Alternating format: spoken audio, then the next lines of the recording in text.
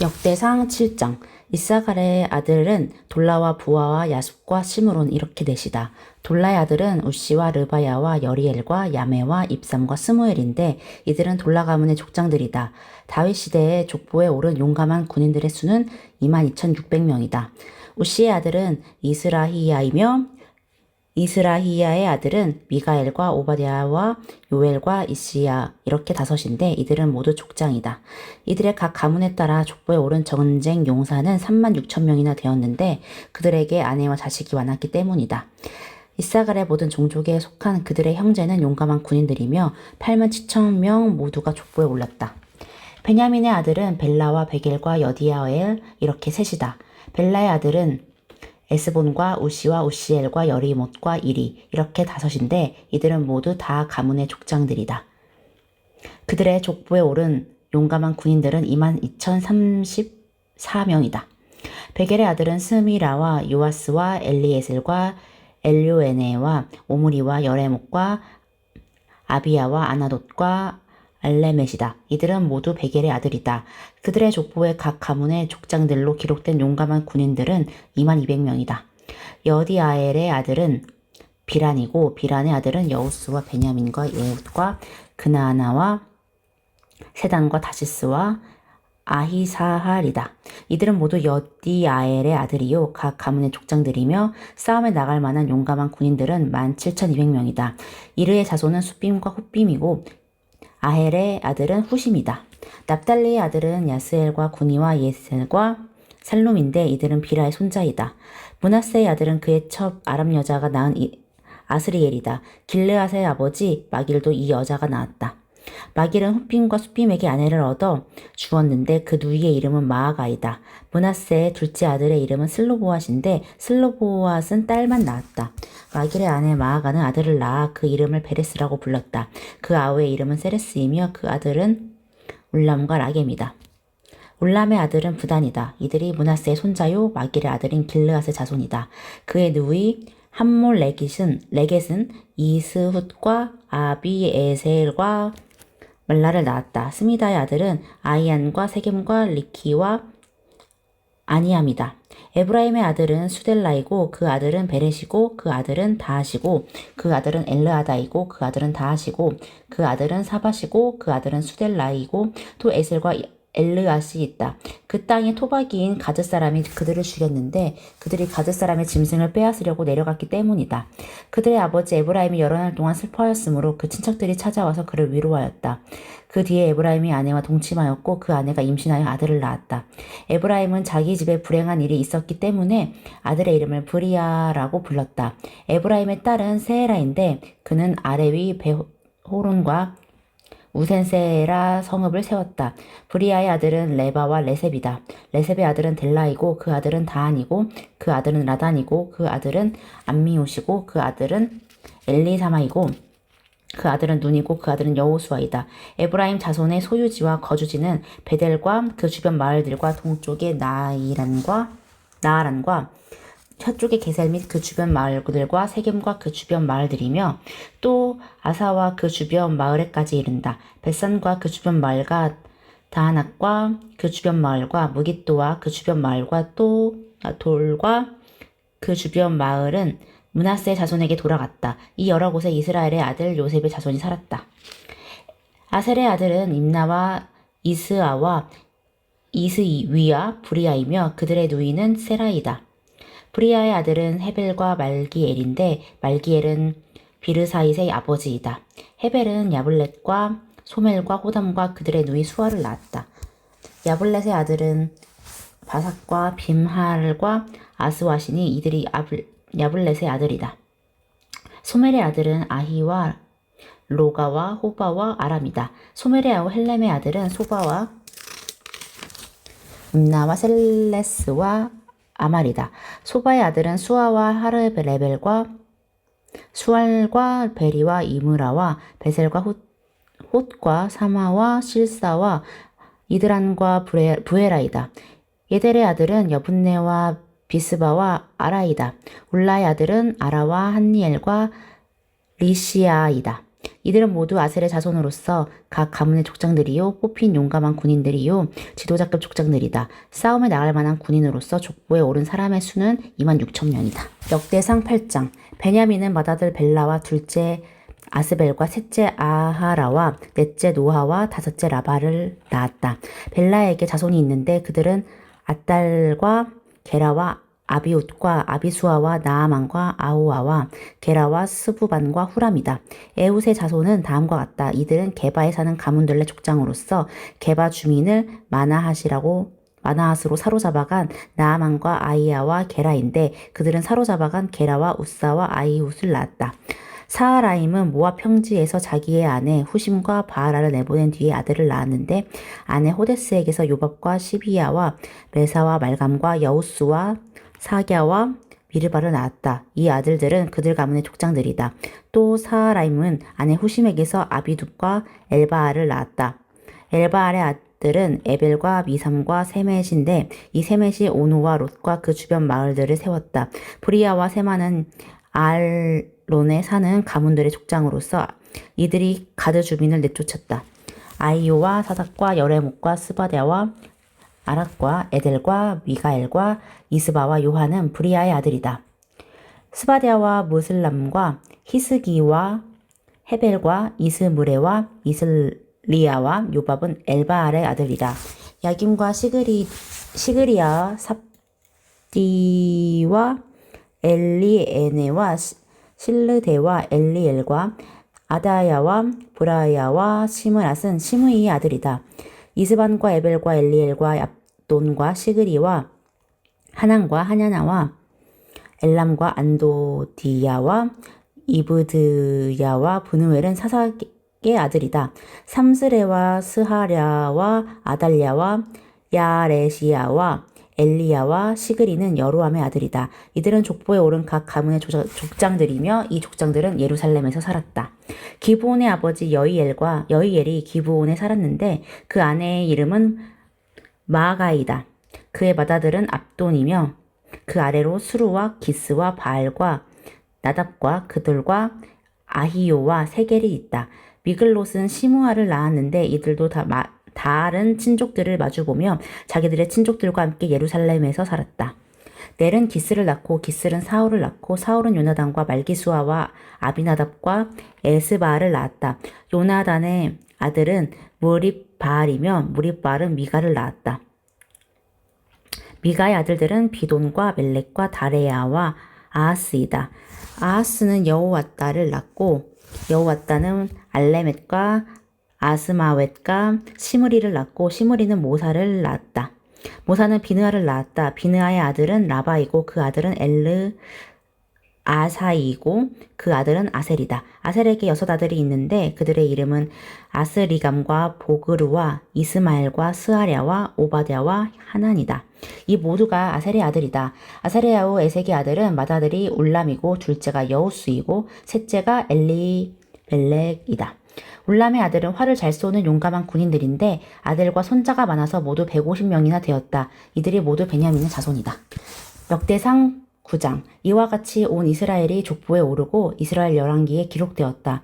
유다는 배신하였으므로 바빌론으로 사로잡혀 갔는데 맨 처음으로 자기들의 성읍 소유지에 돌아와서 살림을 시작한 사람들은 이스라엘 사람과 제사장과 레위 사람과 성적 막일꾼들이다. 유다 자손, 베냐민 자손, 그리고 에브라임과 므낫세 자손 가운데서 예루살렘에 자리 잡은 사람은 다음과 같다. 유다의 아들 베레스 자손 가운데는 우대가 살았는데 그는 암미웃의 아들이요 오므리의 손자요 이므리의 증손이요 바니의 현손이다. 실로 사람 가운데는 맏아들 아사야와 그 아들들이 살았다. 사라의 자손 가운데는 여우엘과 그의 친족 690명이 살았다.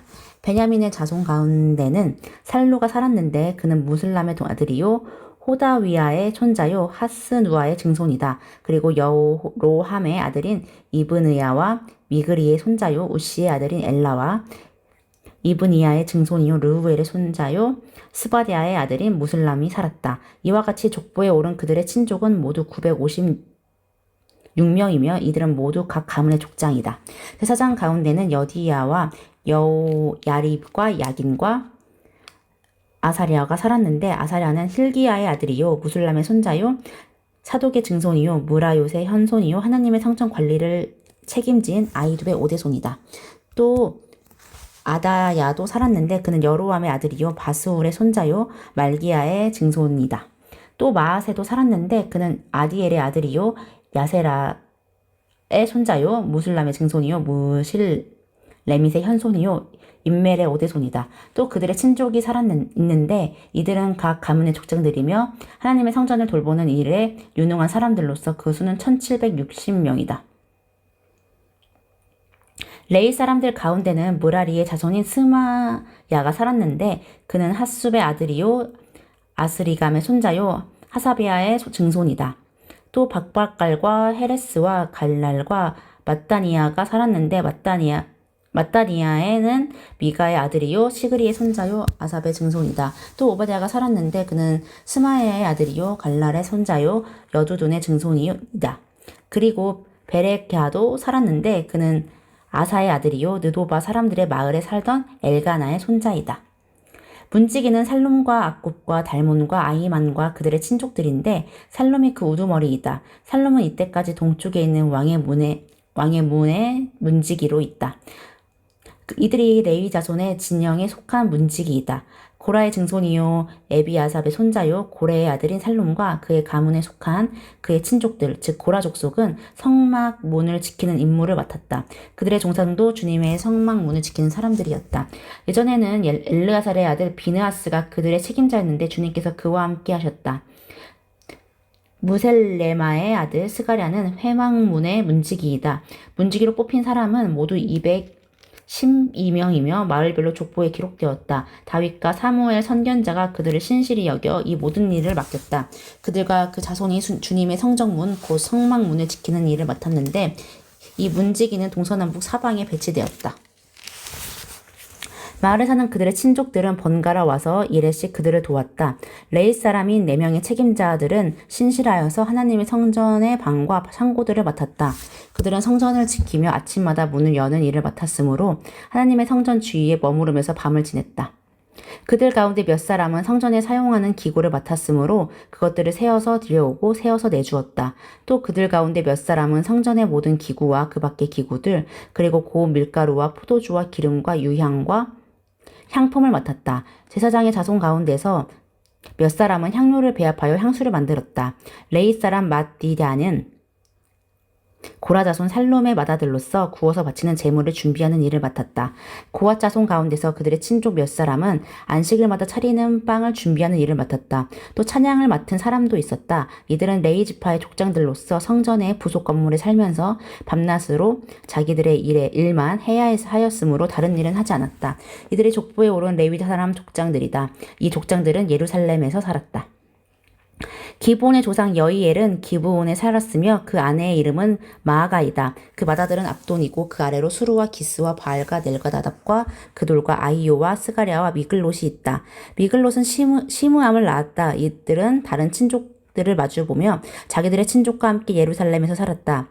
넬은 기스를 낳고 기스는 사울을 낳고 사울은 요나단과 말기수아와 아비나답과 에스바알을 낳았다. 요나단의 아들은 무립바알이며 무립바알은 미가를 낳았다. 미가의 아들은 비돈과 멜렉과 다레야와 아하스이다. 아하스는 야라를 낳고 야라는 알레멧과 아스마웻과 시므리를 낳고 시므리는 모사를 낳고 모사는 비느아를 낳았다. 비느아의 아들은 르바야이고 그 아들은 엘르아사이고 그 아들은 아셀이다. 아셀에게는 6 아들이 있는데 그들의 이름은 아스리감과 보그루와 이스마엘과 스아랴와 오바댜와 하난이다. 이들이 아셀의 아들이다. 사도행전 25장. 베스도가 부임한 지 사흘 뒤에 가이사라에서 예루살렘으로 올라가니 대제사장들과 유대 사람의 지도자들이 그에게 바울을 고발하였다. 그들은 그에게 줄곧 졸랐다. 그들은 그에게 제발 바울을 예루살렘으로 불러 올리라고 간청하였다. 그들은 길에 사람을 매복시켰다가 바울을 죽일 계획이었다. 그러다 베스도는 바울이 가이사라에 무사하게 감금되어 있다는 말과 자기도 곧 그리로 가겠다는 말을 한 다음에 그러니 만일 그 사람에게서 무슨 잘못이 있거든 여러분 가운데서 유력한 사람들이 나와 함께 내려가서 그를 고발하시오 하고 말하였다.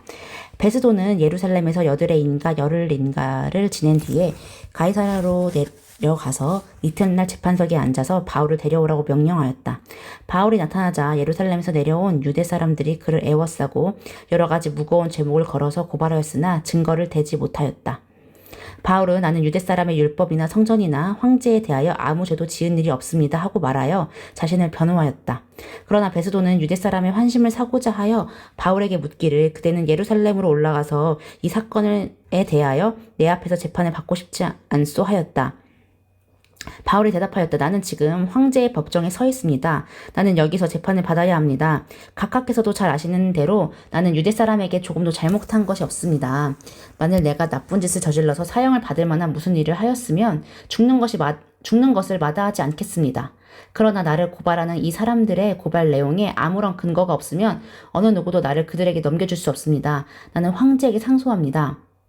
그때 베스도가 베스지몬들과 협의하고 그대가 황제에게 상소하였으니 황제에게로 갈 것이오 하고 말하였다. 며칠이 지난 뒤에 아그리빠 왕과 버니게가 베스도에게 인사하려고 가이사라에 왔다. 그들이 거기서 여러 날 지내는 동안에 베스도는 바울에 대한 고발 사건을 왕 앞에 내놓고 말하였다. 벨릭스가 가두어둔 사람이 하나 있는데 내가 예루살렘에 갔을 때 유대 사람의 대제사장들과 장로들이 그를 고발하여 유죄 판결을 청하였습니다. 나는 그들에게 대답하기를 로마 사람의 관례로서는 피고가 원고를 직접 대면해서 그 고발한 내용에 대하여 변호할 기회를 가지기 전에는 그 사람을 넘겨주는 일이 없다고 하였습니다. 그래서 그들이 여기에 함께 왔으므로 나는 조금도 지체하지 않고 그 다음 날 재판석에 앉아서 그 사람을 불러오게 하였습니다. 원고들이 일어나서 그를 고발할 죄목을 늘어놓았지만 내가 짐작한 그런 악한 일은 하나도 없었습니다. 그들이 그와 맞서서 싸우는 몇몇 문제점은 자기네의 종교와 또 예수라는 어떤 죽은 이에 관한 일인데 바울은 그가 살아있다고 주장하였습니다. 나는 이 문제를 어떻게 심리해야 할지 몰라서 바울에게 예루살렘으로 가서 이 사건을 거기서 재판을 받기를 원하는지를 물어보았습니다. 그러나 바울이 황제의 판결을 받도록 그대로 갇혀 있게 해달라고 호소함으로 내가 그를 황제에게 보낼 때까지 그를 가두어 두라고 명령하였습니다. 아그리빠가 베스도에게 말하기를 나도 그 사람의 말을 직접 들어보고 싶습니다. 아니 베스도가 내일 그의 말을 들어보십시오 하고 대답하였다. 이튿날 아그리빠와 버니게가 위엄을 갖추고 나와서 고급 장교들과 그 도시의 요인들과 함께 신문 장소로 들어갔다. 그리고 베스도의 명령으로 바울을 끌어냈다. 그때 베스도가 말하였다. 아그리빠 임금님 그리고 우리와 자리를 같이 하신 여러분이 보시는 대로 이 사람은 예루살렘에서나 여기서나 모든 유대 사람이 그를 더 이상 더 두어서는 안 된다고 소리치면서 나에게 청원한 사람입니다. 그러나 나는 그가 사형을 받을 만한 아무런 일도 하지 않았다고 판단하였습니다. 그런데 그는 스스로 황제께 상소하였으므로 나는 그를 보내기로 작정하였습니다. 나는 그와 관계되어 있는 일을 황제께 써올릴 만한 확실한 자료가 없으므로 여기서 그를 신문에서 내가 써올릴 자료를 얻을까 하는 생각으로 그를 여러분 앞에 특히 아그리빠 임금님 앞에 끌어다가 세웠습니다. 죄수를 보내면서 그의 제목도 제시하지 않는다는 것은 이치에 맞지 않는 일이라고 생각합니다. 시편 114편. 이스라엘이 이집트에서 나올 때에 야곱의 집안이 다른 언어를 쓰는 민족에게서 떠나올 때에 유다는 주님의 성소가 되고 이스라엘은 그의 영토가 되었다. 바다는 그들을 보고 도망쳤고 요단강은 뒤로 물러났으며 산들은 순양처럼 뛰놀고 언덕들도 새끼 양처럼 뛰놀았다. 바다야 너는 어찌하여 도망을 쳤느냐? 요단강아 너는 어찌하여 뒤로 물러났느냐? 산들아 너희는 어찌하여 순양처럼 뛰놀았느냐? 언덕들아 너희는 어찌하여 새끼 양처럼 뛰놀았느냐? 온 땅아 내 주님 앞에서 떨어라. 야곱의 하나님 앞에서 떨어라. 주님은 반석을 웅덩이가 되게 하시며 바위에서 샘이 솟게 하신다.